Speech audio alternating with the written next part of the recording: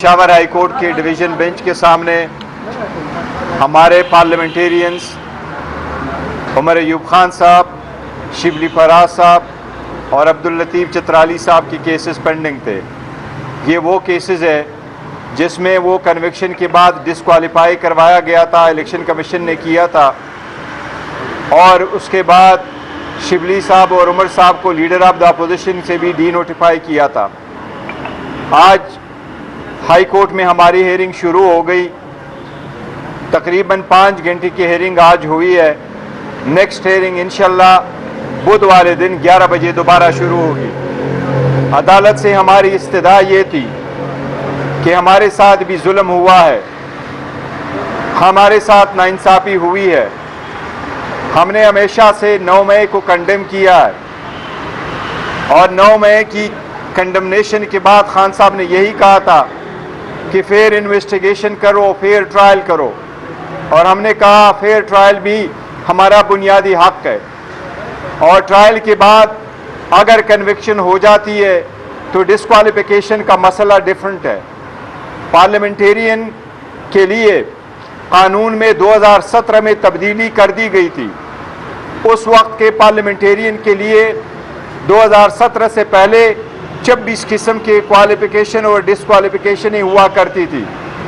अब आईन में सिर्फ 14 किस्म की डिस्क्वालिफिकेशन है, और कानून का मंशा यही है कि आईन के मुताबिक अगर कोई डिस्क्वालीफाई है तो उसकी सीट खाली होगी, और अगर आईन के मुताबिक कोई डिस्क्वालीफाई हुआ है तो वो प्रोसीजर फॉलो होगा जो आईन में दिया गया है।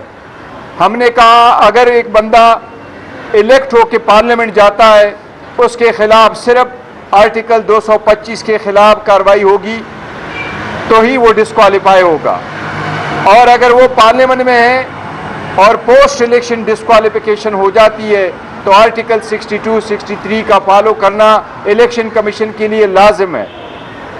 हमारे केसेस में इलेक्शन कमीशन ने एक एडमिनिस्ट्रेटिव नोटिफिकेशन किया था, हमें सुने बगैर, स्पीकर की तरफ से किसी रेफरेंस के आए बगैर हमें डिस्क्वालीफाई किया था, हमें डिसीट किया था, हमें 5 साल के लिए नाअहल किया। लिहाजा हमने हाई कोर्ट से ये दरख्वास्त की है कि ये सारी गैर कानूनी है। हाई कोर्ट हमारे साथ इंसाफ करे और ऐसा इंसाफ करे कि इंसाफ होता हुआ नजर आए। हमें अदालत के सामने अपनी गुजारिशात की है। हमें उम्मीद है इंशाअल्लाह ताला कि इस अदालत से हमें रिलीफ मिलेगा। हम अदालत से इस्तिजा कर रहे हैं कि हमारे साथ इंसाफ करें। हमारी 2 सीटें हैं, एक MNA होने के नाते, दूसरा लीडर ऑफ द अपोजिशन होने के नाते, और दोनों सीटें आईनी है।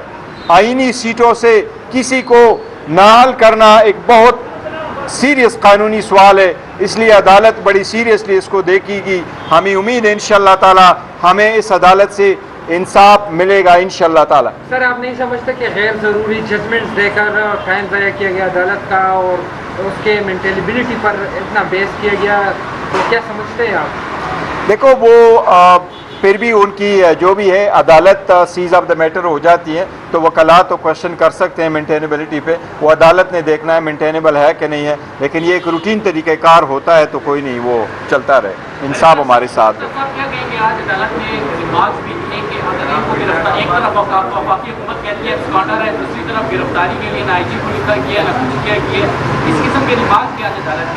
देखो, अदालत ने रिमार्क्स दिए थे, समटाइम केसेस करते अदालत रिमार्क्स देती है, लेकिन मैंने अदालत से ये दरख्वास्त की है कि हम ऑलरेडी हॉट वाटर में, हमारे साथ इंसाफ करो। अगर आप कोई ऑब्जर्वेशन देंगे तो वो ऑब्जर्वेशन ये हमारे ख़िलाफ़ इस्तेमाल न कर दें।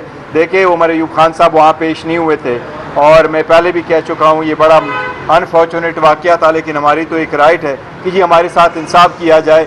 हर एक उमर साहब के ख़िलाफ़ ऑलमोस्ट 100 के करीब केसेस है, तो अदालत से हमने रिमार्क के लिए रिक्वेस्ट ज़रूर की है, लेकिन मुझे उम्मीद है इंशाअल्लाह ताला ये अदालत आइंदा से रिमार्क नहीं देगी जिससे हमारा केस या हमारे राइट्स इफेक्ट हो या प्रेजुडिस हो इंशाअल्लाह ताला। पाकिस्तान तहरीक-ए-इंसाफ की पार्लिमानी पार्टी का इजलास हुआ था, क्या क्या फैसले इसमें हुए? देखिए, पार्लिमानी पार्टी का इजलास हमारा हुआ था। इजलास हमारा तकरीबन 6 घंटे जारी रहा था।